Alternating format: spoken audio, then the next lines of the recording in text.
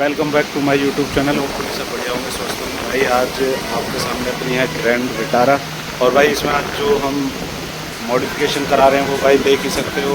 आपको थंबनेल से ही पता चल गया होगा आज क्या काम कराने जा रहे हैं। भाई अपनी गाड़ी में अलॉय व्हील चेंज करा रहे हैं। एक ये मॉडल पसंद किया है भाई और एक ये किया है। अब देखते हैं गाड़ी में लगने के बाद कौन सा अच्छा मॉडल लगता है। वैसे तो गाड़ी में ये भी अच्छा लगता है। 17 इंच का अलॉय कंपनी से इनबिल्ट आता है, जीटा वर्जन है ये।